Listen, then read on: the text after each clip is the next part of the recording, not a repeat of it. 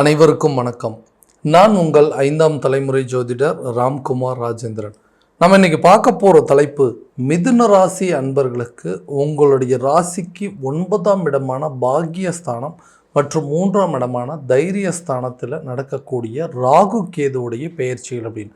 இது வரைக்கும் உங்களுடைய ராசிக்கு 10ஆம் இடமான மீன ராசியில் இருந்த ராகு பகவான் தன் 9ஆம் இடத்திற்கு பயிற்சி அடைகிறாருங்க. அதே நேரத்தில் உங்களுடைய ராசிக்கு 4ஆம் இடத்தில் இருந்து வந்த கேது பகவான், அதாவது கன்னி ராசியில் இருந்து வந்த கேது பகவான் உங்களுடைய ராசிக்கு 3ஆம் இடமான சிம்ம ராசிக்கு பயிற்சி அடைகிறார்.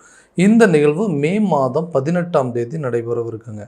ராகு பகவான் யோகக்காரகன் என்று அழைக்கக்கூடியவர். அதாவது ஒரு விஷயத்தை ஆரம்பத்தில் கொடுத்து அப்புறமா தான் கெடுப்பாருங்க. கேது பகவான் ஞானக்காரகன் என்று அழைக்கக்கூடியவர். ஆரம்பத்தில் கெடுதலை கொடுத்துட்டு அப்புறமா தான் கொடுப்பாருங்க. ஸோ இந்த 2 கிரகங்கள் தான் இருக்கக்கூடிய ஸ்தானம் அப்படிங்கிறது பகை வீடு தாங்க. ஆனாலும் இது ஒரு யோக பலனை கொடுக்கக்கூடிய பயிற்சிங்க. இந்த நிகழ்வு சுமார் 1.5 வருடத்துக்கு ஒரு டைம் நடக்க போகுது. ஸோ இந்த நிகழ்வு இந்த மே மாதம் 18ஆம் தேதி மிதுன ராசி அன்பர்களுக்கு நடக்கக்கூடிய இந்த ராகு கேது பயிற்சி எந்த விதமான அற்புதங்கள் மற்றும் சிறப்பு பலன்களை கொடுக்க போகுது அப்படிங்கிறத தெளிவாகவும் விவரமாகவும் இந்த காணொலியில் பார்க்கலாங்க. நம்ம சேனலை ஃபஸ்ட் டைம் பார்க்குறவங்கள அந்த சப்ஸ்கிரைப் பண்ணிக்கோங்க. பெல் பட்டனை கிளிக் பண்ணி ஆல் அப்படிங்கிற ஆப்ஷன் கொடுத்துக்கோங்க. ஸோ மிதுன ராசி அன்பர்கள் புதன் பகவானை அதிபதியாக கொண்டவர்கள், அதிக புத்திசாலித்தனமாக செயல்படக்கூடிய நபர்கள், எந்த ஒரு விஷயத்தையுமே பார்த்து செய்யக்கூடியவங்க. தான் செய்யக்கூடிய காரியங்கள் எந்த விதத்துலேயும் தெரிஞ்சோ தெரியாமலோ அதில் எந்த தவறும் நடந்துடக்கூடாது அப்படின்னு சொல்லி பார்த்து சில காரியங்கள் செய்கிறீங்க. அப்படி செய்யக்கூடிய காரியங்கள் தன்னுடைய கைமீறி தான் செஞ்ச விஷயங்கள் இதுதான் ரிசல்ட்டுன்னு நினச்சி பண்ணது இன்றைக்கி எதிர்மறையான சில பலன்களை கொடுக்கும்போது, ஏன் இந்த மாதிரி நடந்துச்சு, எதனால் இந்த தடுமாற்றங்கள், நான் ஒன்று நினச்சானா வேறு ஒன்று நடந்திருக்குதுங்களே, நான் ஒன்று ஆரம்பிக்கணும்னு நினச்சானா அதை ஆரம்பிக்கவும் முடியல, ஆரம்பித்ததுக்கப்புறம் அது ஒரு ஸ்டேஜுக்கு மேலே கொண்டு போக முடியல அப்படின்னு சொல்லி நிறைய தடுமாற்றங்கள், நிறைய பதட்டங்கள் அப்படிங்கிறது கொடுத்துட்டே இருக்குது. எதனால் இந்த மாதிரி ஒரு தடுமாற்றங்கள்? ஸோ நிறைய கிரக பயிற்சிகள் நடக்குதுன்னு சொல்கிறாங்க, நிறைய மாற்றங்கள் வரும்னு சொல்கிறாங்க. அந்த அமைப்புகள் எனக்கும் பொருந்தும் அப்படின்னு கேட்டிங்கன்னா கண்டிப்பாக உங்களுக்கு கட்டாயமாக அந்த ராகு கேது பயிற்சி ஒரு நல்ல பலனை கொடுக்க போகுது. ஏன்னா இந்த 9ஆம் இடம் என்று சொல்லக்கூடிய பாக்கியஸ்தானம், அதே நேரத்தில் இந்த 3ஆம் இடம் என்று சொல்லக்கூடிய தைரியஸ்தானம், இந்த 2 இடங்களில் இந்த ராகு கேது பயிற்சிகள் நடக்கும்போது நிறைய மாற்றங்கள் அப்படிங்கிறது கொடுக்கும். ஸோ இது வரைக்கும் ஒரு தொழிலை சரியான விதத்தில் என்னால் பண்ண முடியலைங்க, நிறைய விஷயங்கள் முயற்சி எடுக்கிறேன், ஆனால் எடுக்கக்கூடிய முயற்சிகள் எல்லாமே தடையாக நடந்துகிட்ருக்குது, நான் ஒன்று நினச்சி பண்ணுறேன், எல்லாமே கரெக்டாக பண்ணுறாங்க, ஆனால் திடீர்னு நான் நினைக்காத சில காரியங்கள்லாம் நடக்குது, இந்த மாதிரி நடந்ததுன்னா இது எதுக்காக இதை பண்ணணும் அப்படிங்கிற ஒரு சில தடுமாற்றங்கள் அப்படிங்கிறது வந்துடுச்சு. இது வரைக்கும் யாருக்குமே மனசால் நான் எந்த ஒரு கெடுதலும் பண்ணதில்லை, ஆனால் எல்லாருமே என்னை நான் எப்படியாவது கெட்டு போகணும், நான் ஏதாவது ஒரு விதத்தில் லாக் ஆகணும், நான் ஏதாவது ஒரு விதத்தில் பெரிய சிக்கலில் மாட்டணும் அப்படின்னே நினைக்கிறாங்க. சில நேரத்தில் நான் எந்த தவறும் செஞ்சதில்லை, நான் செய்யாத தவறுக்கு நிறைய தண்டனைகள் அப்படிங்கிறத அனுபவிச்சுட்ருக்குறேங்க. அதாவது ஒரு வாழ்க்கையில் கணவன் மனைவி அப்படிங்கிற ஒரு உறவுங்கிறது ரொம்ப முக்கியமே. அது நிறைய நேரத்தில் சம்மந்தமே இல்லாமல் பிரிந்து போகக்கூடிய அளவுக்கு சில சூழ்நிலைகள், நாங்கள் 2 பேருமே எப்போ தான் ஒன்று சேருவோமோன்னு நினைக்கிற அளவுக்கு சில சூழ்நிலைகள் மாற்றிருச்சுங்க. எப்போ 2 பேரும் ஒன்றா சேருவோம் அப்படிங்கிற நம்பிக்கையே என்னோடய வாழ்க்கையில் இல்லாமல் போயிடுச்சு. நான் எந்த தவறும் பண்ணலைங்க, மனசார நான் யாருக்கு எந்த துரோகம் பண்ணலன்னா என் வாழ்க்கை மட்டும் ஏன் இப்படி ஆயிட்டுருக்கு, எல்லாருமே பிரிந்து வாழக்கூடிய சூழல், கூட பிறந்தவங்க கூட எனக்கு எந்த சூழ்நிலையிலும் சப்போர்ட் இல்லாத அளவுக்கு சில பிரச்சனைகள் அப்படிங்கிறது வந்துருச்சுங்க. என்னால் அவங்க கூட நிம்மதியாக வாழ முடியல, ஒரு ஃபேமிலியாக ஒரு கூட்டு குடும்பமோ அல்லது அப்பா அம்மா தம்பி தங்கச்சி அவங்க கூட சேர்ந்து வாழ முடியல, சொந்த பூர்வீக இடத்துலையே என்னால் இருக்க முடியல, அந்த இடத்த விட்டு வெளியே போனால் தான் நம்ம வாழ்வோமா அப்படிங்கிற அளவுக்கு சில சூழ்நிலைகள் கொடுத்துருச்சு.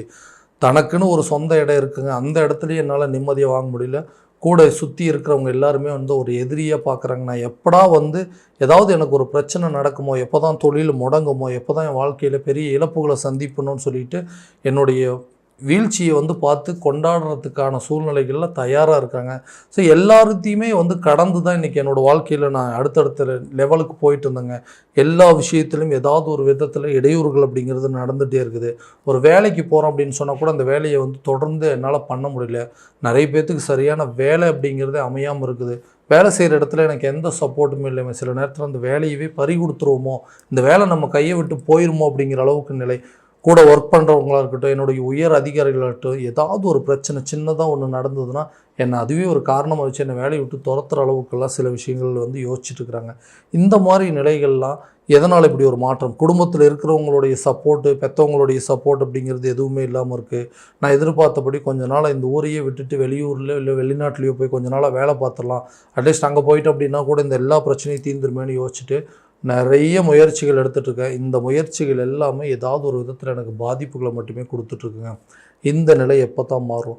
என்னோடய வாழ்க்கையில் ஒரு விடிவு காலம் பிறக்காதான்னு யோசிக்கிறவங்களுக்கு பாக்கியஸ்தானத்தில் நடைபெறக்கூடிய அந்த 9ஆம் இடம் பாக்கியஸ்தானத்தில் நடைபெறக்கூடிய ராகு பெயர்ச்சிங்க. நிறைய அதிர்ஷ்டங்களையும் மாற்றங்களையும் கொடுக்க போகுது. எதையெல்லாம் தடைன்னு நினச்சிட்டு இருந்தோம் அந்த தடையெல்லாம் உடைச்சேறக்கூடிய காலகட்டங்கள். ஒரு தொழிலை தொடங்குறதுக்கு ஆரம்பிச்சிட்டோம், எல்லாத்தையும் பண்ணிட்டேங்க, எனக்கு நிறைய ஐடியாஸ் இருக்குது, இது இப்படி பண்ணோன்னா இது கண்டிப்பாக நல்லபடியாக நடக்கும், என்னால் வந்து வெற்றி காண முடியும் அப்படின்னு சொல்லி நிறைய யோசனைகள் இருக்கும். அது இந்த காலகட்டங்களில் கண்டிப்பாக பலிக்க போகுதுங்க. நீங்கள் என்ன யோசிக்கிறீங்களோ அதை செயல்படுத்தக்கூடிய காலகட்டங்கள். ஒரு பிஸ்னஸ் விட்டுட்டு இன்னொரு பிஸ்னஸ் ஸ்டார்ட் பண்ணணும்னு நினைக்கிறீங்களா? ஒரு வேலையை விட்டுட்டு இன்னொரு வேலைக்கு போகணும்னு நினைக்கிறீங்களா? ஒரு வண்டி விற்றுட்டு இன்னொரு வண்டி வாங்கணும்னு நினைக்கிறீங்களா? ஒரு பிஸ்னஸ் ஒரு இடத்துல இருந்து இன்னொரு இடத்துக்கு மாற்றணும்னு நினைக்கிறீங்களா? இதற்குண்டான காலகட்டங்கள் அப்படிங்கிறது. என்ன நினைக்கிறீங்களோ அதை செயல்படுத்தலாங்க. எண்ணங்களும் செயல்படுத்தக்கூடிய தான் நினைக்கக்கூடிய எண்ணங்களை கரெக்டாக வந்து செயல்படுத்தக்கூடிய ஒரு காலகட்டமாக இருக்கும்போது நீங்கள் நினச்ச காரியங்கள் நினச்சபடி கண்டிப்பாக ஆரம்பிப்பீங்க. அதற்குண்டான ஒரு பொன்னான காலகட்டம்னு கூட சொல்லலாங்க.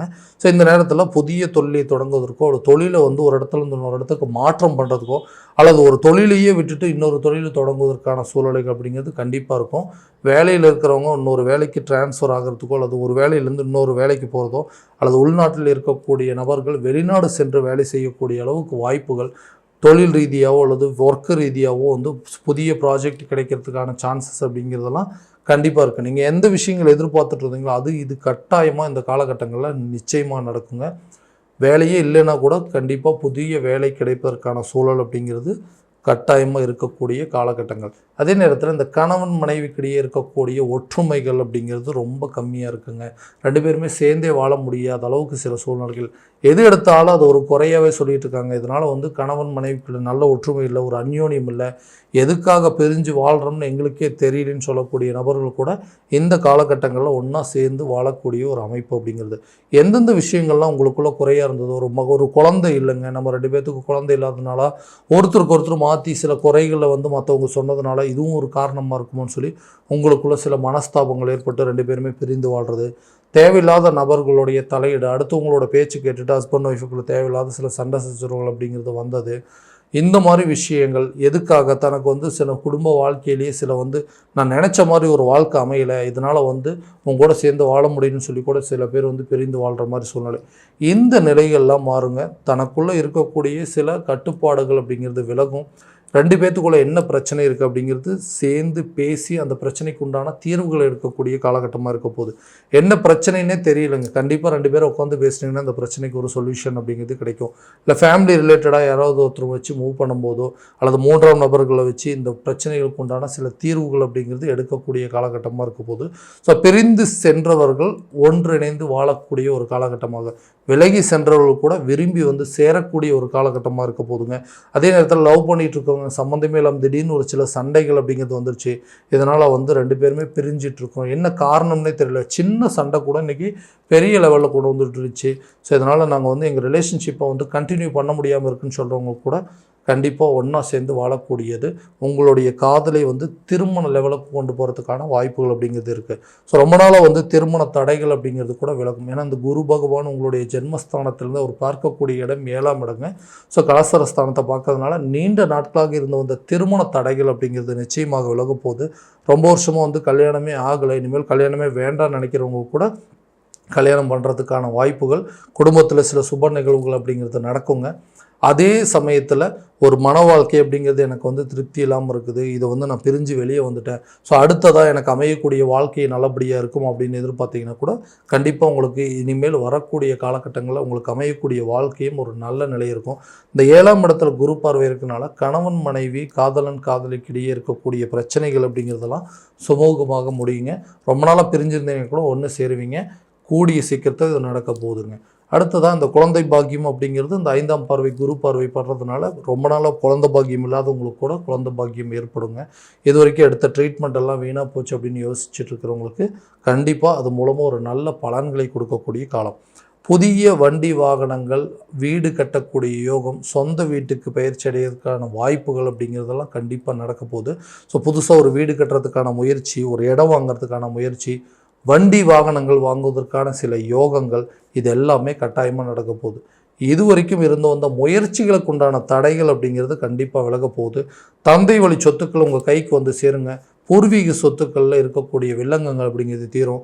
உங்களுடைய சொந்த இடத்துல நீங்கள் வாழ்வதற்கான எல்லா முயற்சிகள் எடுத்தீங்க அப்படின்னா கண்டிப்பாக இந்த காலகட்டங்களில் நிம்மதியாக அங்கே வாழக்கூடிய ஒரு யோகம் அப்படிங்கிறது இருக்க போகுதுங்க. கல்வியில் ஒரு நல்ல முன்னேற்றம் அப்படிங்கிறது இருக்கும். ஸோ குழந்தைங்களோட கல்வியாக இருக்கட்டும், தன்னுடைய கல்வியாக இருக்கட்டும், கல்வியில் நீங்கள் எதிர்பார்த்தபடி சில மாற்றங்கள் அப்படிங்கிறது வரப்போகுதுங்க. உயர்கல்வி படிப்பதற்கான வாய்ப்பு, தான் நினைச்சபடி ஒரு கோர்ஸ் எடுத்து படிக்கிறதுக்கான சூழல் அப்படிங்கிறதெல்லாம் கண்டிப்பாக இருக்க போதுங்க. ஆரோக்கியத்தில் இதுவரை இருந்து வந்த பிரச்சனைகள் அப்படிங்கிறது படிப்படியாக விலகுங்க. ஹெல்த்தில் ரொம்ப கவனம் செலுத்துங்க. இது வரைக்கும் இருந்து வந்த பாதிப்புகள் அப்படிங்கிறது கூட உங்களை விட்டு விலக போகுது. நீண்ட நாட்களாக இருந்து வந்த சில தொந்தரவுகள், நீண்ட நாட்களாக இருந்து வந்த நோய் கூட உங்களை விட்டு கொஞ்சம் கொஞ்சமாக விலகக்கூடிய ஒரு காலகட்டம். ஸோ ஆரோக்கியம் நல்ல ஒரு முன்னேற்றம் அப்படிங்கிறது இருக்க போதுங்க. ஸோ இந்த விஷயங்கள் இது வரைக்கும் நாம் பார்த்தது எல்லாமே கோச்சார ரீதியான பலன்கள் மட்டும்தாங்க. இந்த பலன்கள் அனைத்து உங்களுக்கு நடக்குமா அப்படின்னா உங்களுடைய சுய ஜாதகத்தை முழுமையான விதத்தில் தெரிஞ்சுக்கிட்டு அதற்குண்டானபடி ஒவ்வொரு முயற்சிகள் எடுத்தீங்கன்னா கண்டிப்பாக வாழ்க்கையில் நல்ல ஒரு விதமான வெற்றிகள் அப்படிங்கிறது உங்களுக்கு கட்டாயமாக கிடைக்குங்க. ஸோ உங்களுடைய ஜாதகத்தை எங்கிட்ட பார்க்கணும் அப்படின்னு விருப்பப்பட்டீங்கன்னா கீழே தெரிகிற நம்பருக்கு காண்டாக்ட் பண்ணி அப்பாயின்மெண்ட் ஃபிக்ஸ் பண்ணிக்கோங்க. அப்படி இல்லையா உங்களோட ஜாதகத்தை வாட்ஸ்அப் மூலமாக அனுப்பிச்சி வச்சிங்க அப்படின்னா தெளிவான முறையில் கணிச்சு துல்லியமான பலன்கள் அப்படிங்கிறது உங்களுக்கு தெரியப்படுத்தப்படுங்க. மீண்டும் அடுத்த காணொளியில் உங்களை சந்திக்கும் வரை உங்களிடமிருந்து விடைபெறுவது உங்கள் ராம்குமார் ராஜேந்திரன். நன்றி.